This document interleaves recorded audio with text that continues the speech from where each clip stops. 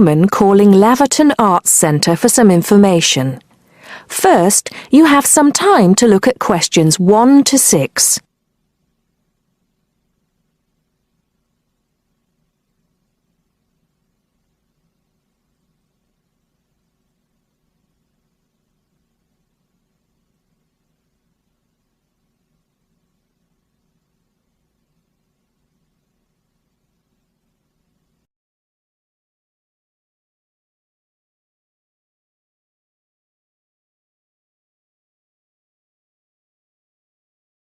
Listen carefully and answer questions 1 to 6. Laverton Arts Centre. How can I help you? Hello. I've been to the Arts Centre a few times recently, and I understand you have this scheme for regular visitors. The Friends of Laverton Arts Centre. Yes, that's right. I wonder if you could tell me a little about it. I mean, how much it costs and what benefits it offers, things like that. Certainly. Well, first of all, the good news is that we've recently changed the scheme. It used to cost £15 a year, but now it's free. All you have to do is fill in an application form. You can either come to the Arts Centre and do that here, or you can go to our website and apply online. And so what are the benefits of joining? There are actually quite a few. As a friend of Laverton Arts Centre, you'll receive a newsletter every 3 months with information on all the forthcoming events. That sounds useful. You also get priority booking for shows and concerts in the main theatre. Can you explain how that works exactly? Yes. What that means is that when tickets go on sale, for the first 2 days they're only available to Friends of the Arts Centre. So, as long as you book early, you can make sure you get seats. Great! Do you ever offer discounts to Friends of the Centre? Under the old system, when you had to pay to be a member, we did. Under the new system, there won't be any discounts for shows in the main theatre or films at the Arts Cinema. Having said that, we will be offering some discounts to members for performances in the small theatre. There'll be information about this in each issue of the newsletter. I suppose I can find that information online as well, can I? Absolutely. Actually, we're redoing our website at the moment. Right now, there actually isn't a special section for Friends of the Arts Centre on the website. Once the site's been redesigned, there will be. You'll be able to put in your username and password and enter a special section just for you. It sounds excellent. Are there any requirements, though? I mean, as a member, do I have to do anything? Yes, sorry, I forgot to mention that. There are no formal requirements at all, though obviously we have this scheme to encourage people to attend events here regularly. So, we ask that you attend at least 4 events a year, whatever they are, if you possibly can. Nobody's going to count, though, and it's totally up to you. That sounds fair enough. Before you hear the rest of the conversation, you have some time to look at questions 7 to 10.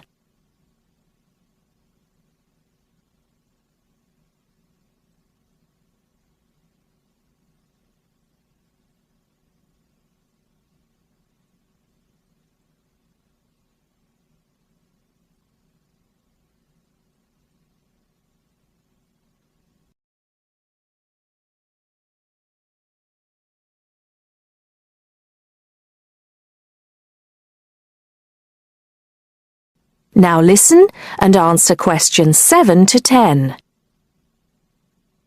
While you're here, we're actually conducting a short survey of people who phone up the Arts Centre. Would you mind if I asked you a few questions? It'll only take a couple of minutes. Sure, no problem. Thanks a lot. So, how many times have you visited Laverton Arts Centre in the last 6 months? Well, I've only lived in the area for the last 4 months, so not that many times. 3, I suppose. Yes, that's right. Fine. And how did you first find out about the Arts Centre? Let me think. Oh, yes, a friend invited me to a concert, and I came with her. Have you ever seen a film at the Arts Cinema here? No, I haven't, to be honest. In fact, until you mentioned it earlier, I didn't realise you even had a cinema. One more question. If we offered a free tour of the Arts Centre, including things such as going backstage to look at the dressing rooms. Would you be interested in going on it? Oh, yes, definitely. I think a tour like that would be very interesting. I'd even pay for it. That's great. Thank you very much for your time. Thank you. That is the end of part 1. You now have half a minute to check your answers.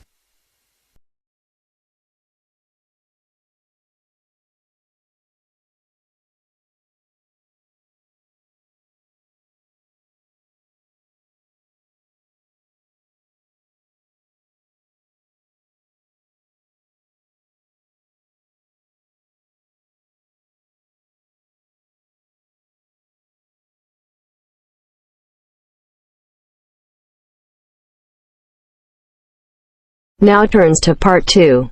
Part 2. You'll hear 2 university students discussing experiments. First, you have some time to look at questions 11 to 15.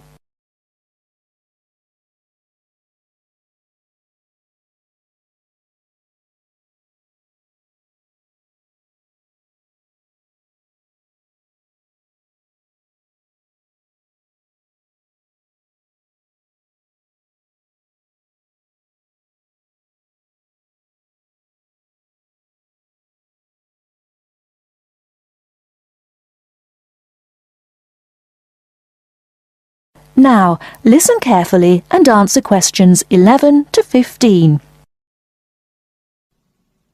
Hi, Al. Sorry to interrupt you when you're having your lunch, but I wanted to ask you a favour. Oh, sure, no problem. Sit down, Josie. I've finished anyway. What do you need? Well, I was wondering if I could ask you about the experiments we were talking about in the seminar the other day with Dr. Robinson. I'm doing my teaching practice on Thursday and Friday, and I'm a bit concerned about it. I wasn't entirely sure I understood them completely. If I don't understand them, then the pupils don't have any chance. You mean the ones to determine the speed of sound? Yes, that's right. Well, I think I understood the first one, but the second one was more complicated. Yes, that's true. Well, let's check what you thought of the first one, the one that you'll have to take the kids outside for. Okay, let me see. Well, you need to get 2 groups to stand exactly 200 metres apart on the playing fields, and one has a bell or a loudspeaker or some other loud sound source and a flag, and the other group has a stopwatch. Yes, although it doesn't have to be 200 meters. It's just that it makes the experiment easier the more distance between them. It depends on the space available. Right. And the idea is that one group raises the flag at exactly the same moment as they make a noise, and the other group starts the stopwatch when they see the flag and stops it when they hear the noise. That's it. And then you get them to do a simple calculation of velocity equals time divided by distance. Yeah, it's a bit low-tech and it's not very accurate, but they should be able to get within about 20% of the actual figure if they're reasonably careful. Before you hear the rest of the talk, you have some time to look at questions 16 to 20.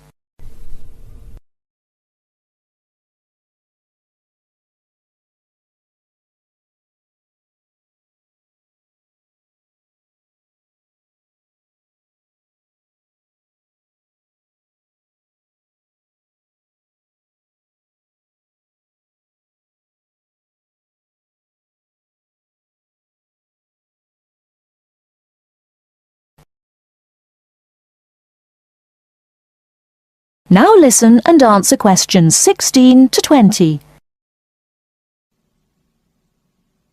Okay, so I understand that. It's the other one, the one with the tube I was having a few problems with. Can you just talk me through that and tell me exactly what I have to explain to the pupils? Okay. Well, the thing to remember is that sound is a wave, and waves have both frequency and wavelength. You should start them off with exploring waves in water, and that'll introduce a few key concepts. Sound waves aren't exactly the same because they're compression waves, but it's more or less the same principle, at least for pupils at this level.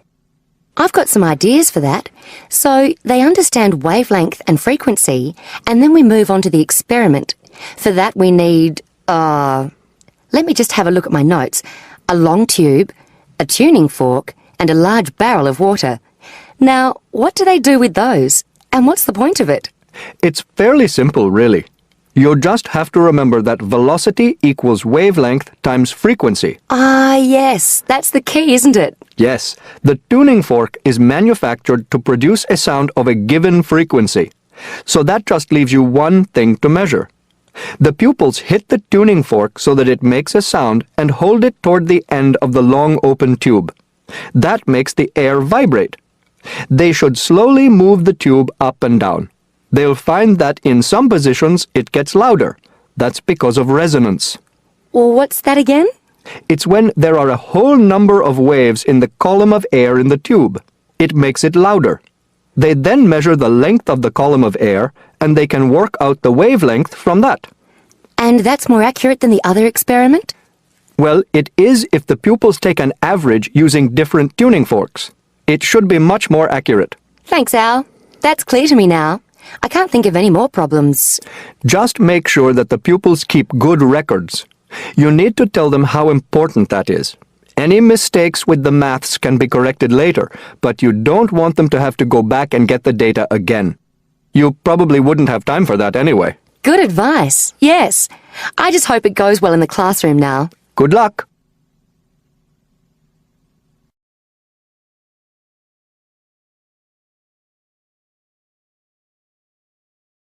That is the end of part 2.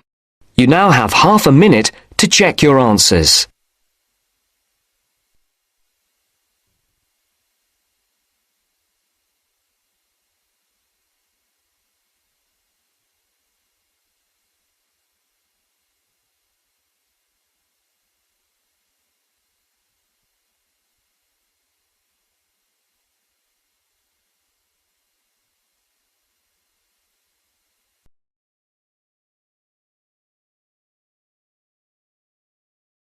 Now turns to part 3. Part 3. You will hear two geography students, Jack and Katie, talking about a field trip to Kenya in Africa. First, you have some time to look at questions 21 to 24.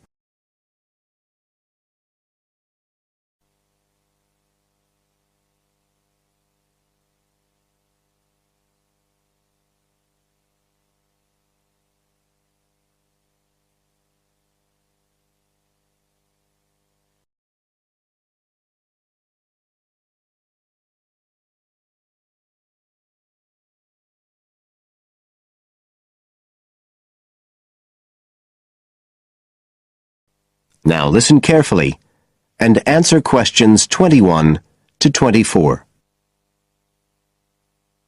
Katie, hi. Thanks for inviting me round. Oh, thanks for coming. I know you're up to your neck in finals revision, but I've got to make up my mind about next year's geography field trip, and I'd really like your advice. We've got to choose between an African trip and one in Europe. They've told us a bit about both trips in the lecture, but I really can't make up my mind, and I know you did the African one last year. That's right. So, where exactly did you go? I mean, I know it was in Kenya, in East Africa. Yes. Well, we were right up in the northwest of the country. It was beautiful. We stayed in a place called the Marich Pass Field Studies Centre. Right. Dr. Rose said the accommodation was traditional African-style cottages. He had a special name for them. Bandas. Yes, they're fine. You have to share, 2 or 3 people together. They're pretty basic, but you have a mosquito net. They don't provide spray, though, so remember to take plenty with you. You'll need it. And there's no electricity in the field centre. You'll have hurricane lamps instead. They give a good light. It's no problem. What about places to study?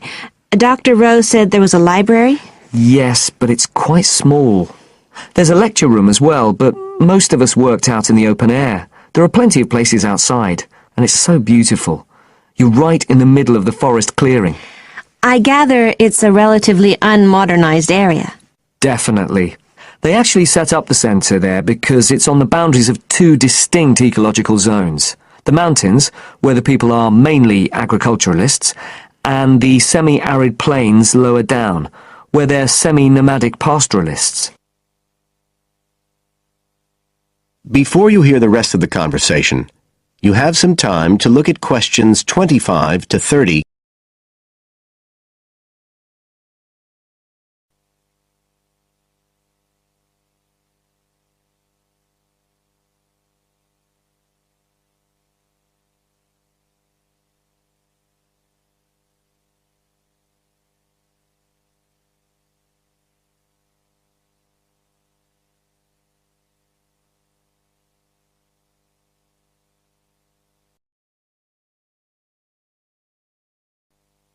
Now listen and answer questions 25 to 30. So, how much chance did you get to meet the local people there?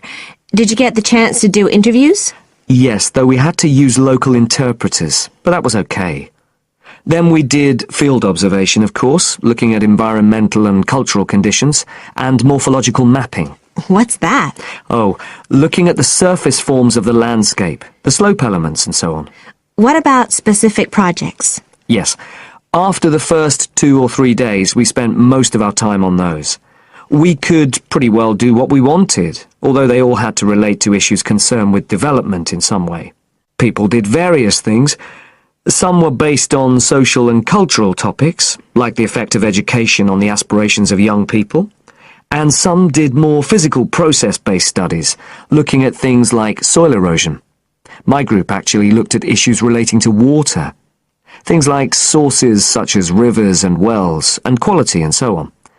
It was a good project to work on, but a bit frustrating. We felt we needed a lot more time, really. Right. Dr. Rowe did say something about limiting project scope. Yes, he told us that too at the beginning, and I can see why now. What else? Well, we had some good trips out as part of the course. We went to a market town, a place called Sigor. That was to study distribution. And to look at agricultural production, we went to the Weiwei Valley. That's an important agricultural region. And what about animals? Did you have a chance to go to a national park? Sure. We did a trip on the last day, on the way back to the airport at Nairobi. But actually there was lots of wildlife at the field centre. Vervet monkeys and baboons and lizards. It does sound good. It was excellent, I'd say. In terms of logistics, it was very well run. But it was more than that. I mean, it's not the sort of place I'd ever have got to on my own. And it was a real eye-opener. It got me really interested in development issues and the way other people live. I did find it frustrating at the time that we couldn't get as far as we wanted on the project, but actually I'm going to follow it up in my dissertation, so it's given me some ideas and data for that as well. So you'd say it was worth the extra money? Definitely. That is the end of part 3. You now have half a minute to check your answers.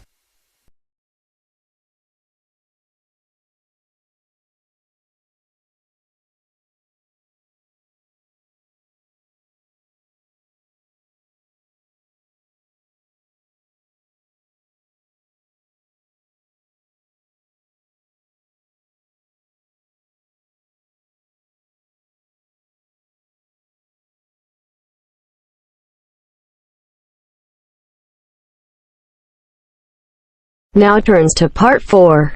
Part 4. You are going to hear a lecture about dorm rooms. Now you have some time to look at questions 31 to 36.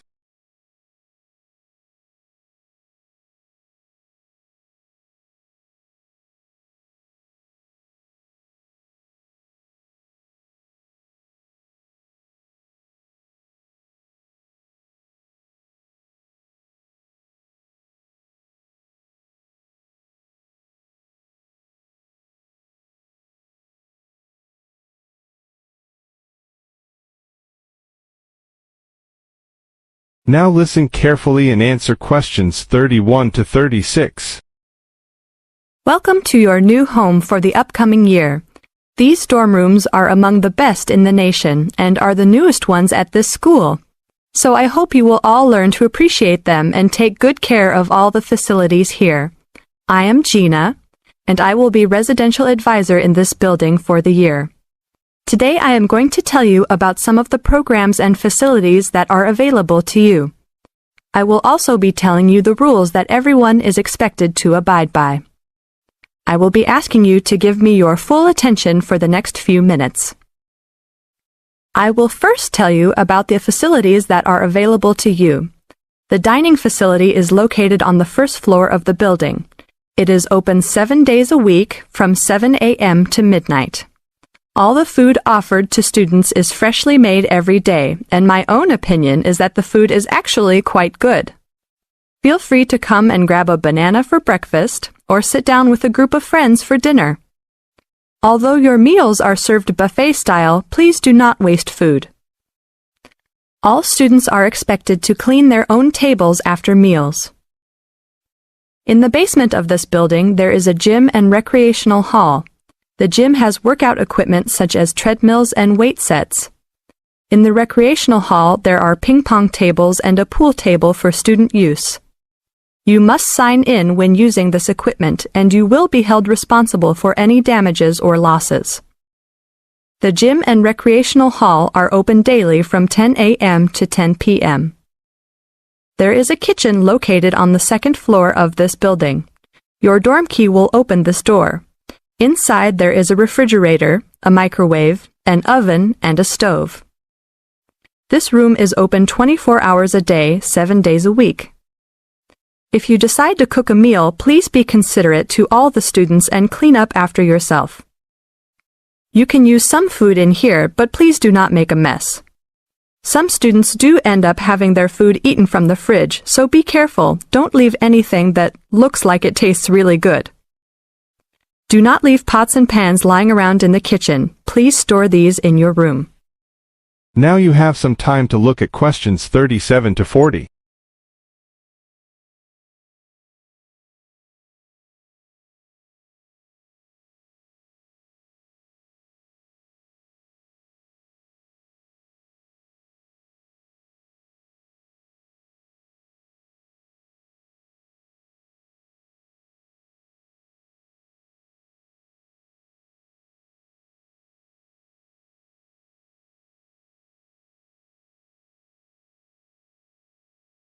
Now listen carefully and answer questions 37 to 40. There are many programs being sponsored by our building this year. One of the most popular is our Saturday morning outings. In the past years, these trips have included going fishing, hiking, cycling, ice skating, and even going to the beach. There will be a listing of scheduled events coming out soon. The university sponsors these trips, so transportation will be provided. However, there are usually some costs associated, though they are usually minimal. Our building also has a volleyball team. All students who live in this building are welcome to join. Last year we won first place in the dorm league. Please sign up at the front desk if you are interested as soon as possible, as there are only 20 spaces available based on a first-come, first-served rule. The last things I want to talk about are the rules of our building. I know rules can be boring, but they are necessary to ensure the welfare of everyone living here. First, noise levels must be kept to a minimum after 11 p.m. Many students have early classes, so for those of you that have the luxury of sleeping until 10, please don't stay up late making lots of noise. Secondly, all visitors must sign in at the front door. Even if you have friends that are regular visitors, they must still always sign in. This rule is to prevent theft and robbery from occurring. Thirdly, alcohol and drugs are not permitted in this dorm in any place or at any time.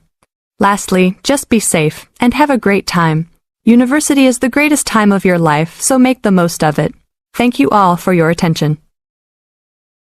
That is the end of part 4. You now have half a minute to check your answers.